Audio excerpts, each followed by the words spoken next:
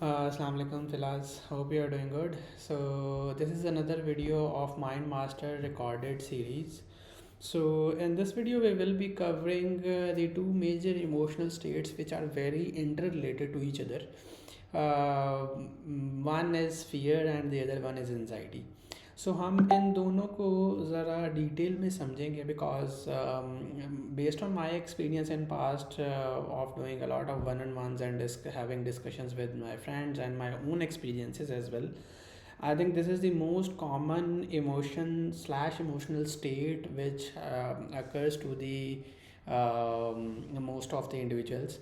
तो हम इसको ज़रा डिटेल में समझेंगे और उसके बाद I will share the solution of it based on my experience. ठीक है. So before moving towards it, I will be covering a bit part of the emotional intelligence. ठीक है. So this is one of the most important thing which everyone needs these days. क्योंकि emotional intelligence एक ऐसी वाहिद important चीज़ है कि आप जिस मर्ज़ी फील्ड में हैं, जिस मर्ज़ी स्टेट में हैं अपनी लाइफ में, you will need it in your professional life, you will need it in your personal life, in your relationships, family, friends, everywhere, to perform the best, like to have a best relation. You will need these things. ठीक है. To basically emotional intelligence. And what emotional intelligence is, अपने emotions को अच्छे से समझना और उसको उसके साथ अच्छे से डील करना और अकॉर्डिंगली बिहेव करना. ठीक है. This is one of the thing which I was very weak in past and I have worked on it over the years. ठीक है. तो emotional intelligence is a skill which can be learned. ठीक है.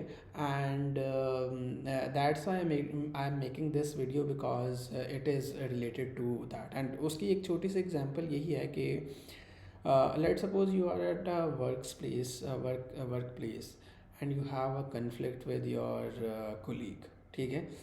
If you are so initially जब कोई conflict होता है या कोई आर्ग्यूमेंट होता है, लेट्स सपोज आप मीटिंग रूम में बैठे हैं, तो the first thing that will get into your mind is being like triggered is that you will be very defensive or you will come up with being furious or whatever depending upon the stage of conflict. But if you are emotionally intelligent enough, you would know how to react. ठीक है. अगर कोई बंदा emotionally intelligent नहीं है तो वो defensive हो जाएगा, वो फ्यूरियस हो जाएगा, he can insult him as well. But if you know your emotions well and you know how to handle them, you can handle such situations very easily. And it does not only fall for the workplace, it can also be in group of friends, it can also be at your home, wherever. ठीक है. So the same thing can be replicated so at all of the places. So I can give a proper lecture on this कि emotional intelligence की कितनी ज़्यादा importance है. ठीक है. So we will now jump on to the two main emotions which I am talking about. So technically they are emotions and emotional states. You can also call them mind states. ठीक है. So and they are very interrelated to each other. ठीक है. So fear is something which is going on your head and it is like कि अगर ये हो गया तो क्या होगा और अगर ये ना हुआ तो क्या होगा. ठीक है. और होने और ना होने दोनों के केस में जो भी आउटकम है आपको उस आउटकम का फियर है. ठीक है. It can be very small of like as small as कल का टेस्ट अगर फेल हो गया तो क्या होगा, and it can be as big as the fear of death. ठीक है. So it ranges to this extreme. ठीक है. Where you would have like different kind of fears. ठीक है. और अगर इसकी मैं थोड़ी सी डिटेल्स में जाऊँ, the most common fears we see is fear of failure. That is the most common these days. The fear of expectations. ठीक है. कि भाई मुझसे एक्सपेक्टेशंस हैं मेरे घर वालों को, फ्रेंड्स को, फैमिली को. अगर वो एक्सपेक्टेशंस कंप्लीट ना हुई तो क्या होगा. Fear of job interview, fear of not getting a job, fear of being kicked out of a job, ठीक है, that's also a fear, not performing well at a job. उसके अलावा like there is a fear of unknown as well, like कुछ कुछ हो ना जाए, ये नहीं पता कि वो कुछ क्या है, ठीक है। So there are a lot of fears which can come in to your mind. और होता क्या है कि they so it start from a very small thing and you keep repeatedly thinking on it and eventually it becomes so big कि आपसे उसके अलावा कुछ और हो ही नहीं रहा होता, ठीक है। So initially the fear at very small level can be anything of future, ठीक है। और eventually fear leads to anxiety. Anxiety की simplest definition is fear of future. Anything that can wrong कि भाई future में कुछ गलत ना हो जाए, ठीक है। अगर ऐसा हुआ तो क्या होगा, ऐसे होगा कि नहीं होगा, ठीक है, all of these things, ठीक है। And what it leads to कि आपका माइंड इस स्टेज में आ जाता है जिस पे आप कॉन्स्टेंटली फ्यूचर के बारे में सोचते रहते हैं और प्रेजेंट को बिल्कुल ही भूल जाते हैं, ठीक है। और उसमें यही है कि लेट सपोज मैंने घर बनाना है, मैंने शादी करनी है, मैंने गाड़ी खरीदनी है, these are the most common fears और most common things which can eventually lead to anxiety, ठीक है। और इसके पीछे ना एक पूरी चेन होती है, ठीक है। अगर लेट सपोज हम ड्रीम्स की बात करें, लेट सपोज कोई भी आपका एक एक्सट्रीम है कि आपने वहाँ पहुँचना है, ठीक है, and you bound it with time कि भाई मैंने गाड़ी खरीदनी है 1 साल में, and you can not see the steps of getting that in 1 year, that leads to anxiety कि यार ये तो होता मुझे नज़र नहीं आ रहा, तो ये कैसे होगा, ठीक है। So this is most common thing and I have experience this my self first hand, ठीक है। और मैंने काफ़ी सारे लोगों में भी देखा है इन वन ऑन वंस के this is the most common thing in whatever stage they are in life, ठीक है। It is going over their head, ठीक है। तो इसके हम सोल्यूशन की बात कर लेते हैं, ठीक है। So for this the solution of this is very very simple, ठीक है। आपने सिर्फ इस चीज़ को समझना है, the difference of controllable and uncontrollable, ठीक है। कंट्रोलेबल वो चीज़ है जो आपके कंट्रोल में है, ठीक है, and you can control that right now, ठीक है। और अनकंट्रोलेबल वो चीज़ है that you can not control right now, ठीक है। Majorly fear and anxiety comes from uncontrollables, thinking about the future which is not in your control right now. इसकी most common example is effort is in your control, results are not in your control, ठीक है। उसमें results इधर दे कम x और दे कम Y, ठीक है। Effort is the only thing that you can control, ठीक है। और होता क्या है इस सारी सिचुएशन में, when there is fear and anxiety going over our head, we forget about the controllables and we only focus on uncontrollables, ठीक है। और वो जो मैंने बात की है कि वो बात बहुत छोटी होती है, ठीक है, लेकिन हम उसको सोच सोच के इतना बड़ा बना देते हैं कि eventually it captures all of our mind और हमसे कुछ भी नहीं और कुछ भी नहीं हो रहा होता, ठीक है। So once you differentiate this कि कंट्रोलेबल और अनकंट्रोलेबल क्या है, और उसके बाद you leave thinking upon uncontrollables, your mind will be at peace, ठीक है। So this is the easiest formula to get out of such situation where your mind is constantly thinking about future, ठीक है।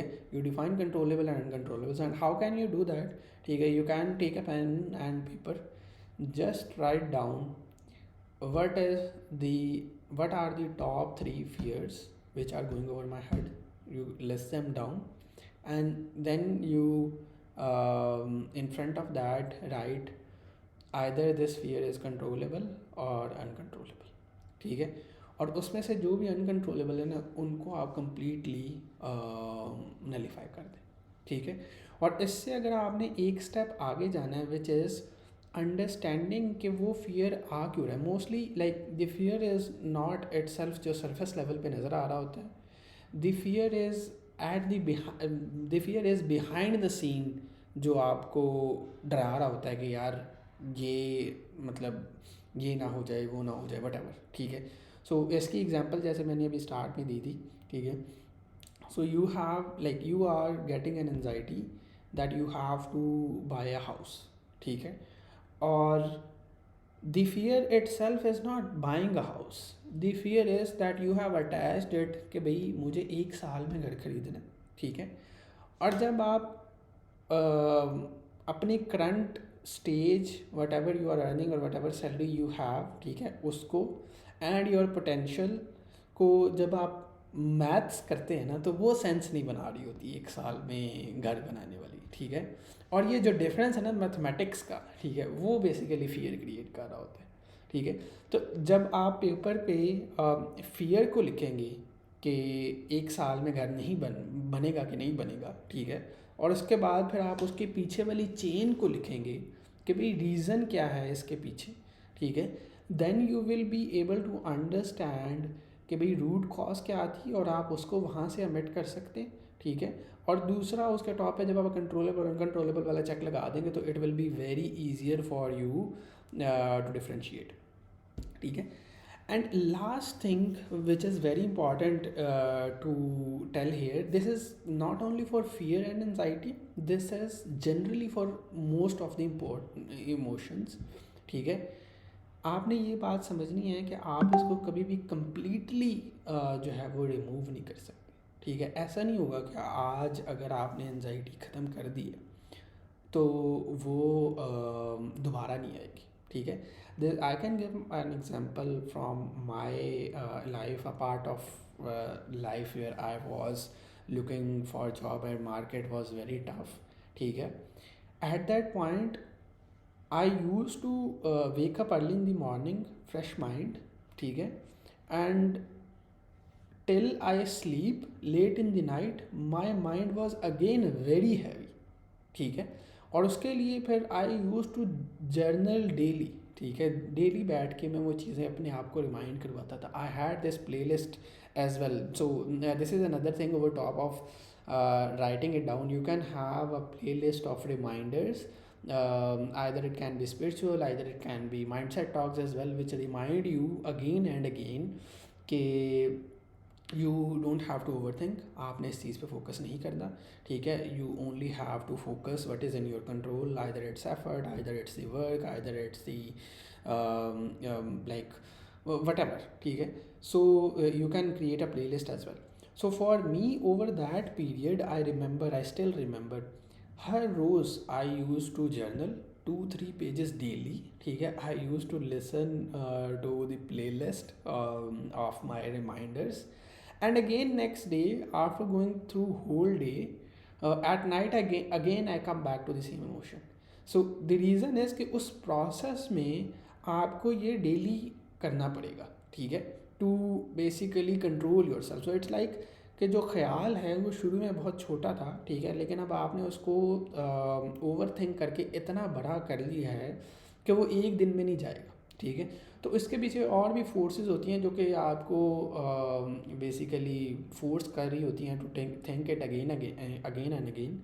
तो the answer there is that you have to remind yourself again and again, either these are controllables and uncontrollables, either these are reminders और either it is journaling, whatever works for you. But the important thing to remind yourself is that it's okay to be anxious, to have fear. That's very common, everyone can have. वक्त के साथ साथ जो है वो stages उसकी बदल जाती हैं। आज कल मेरे जहन में कोई और फियर चल रहा था, लेकिन as I am now very well awared myself I can handle them well, ठीक है। तो वो टाइम टू टाइम आपके पास ऐसा नहीं है कि वो फियर कम्प्लीटली जो है वो ख़त्म हो जाएगा, वो टाइम टू टाइम वापस आएगा, लेकिन आपने उसको किस तरह से डील करना है ये चीज़ सीखनी है, जो कि एक्चुअल में डेफिनेशन थी जहाँ से हमने स्टार्ट किया है इमोशनल इंटेलिजेंस की, ठीक है। So this is a quick thing and Share your feedback in the form which we have shared in the comments, and you can let us know the next topics which you want to be covered. Thank you.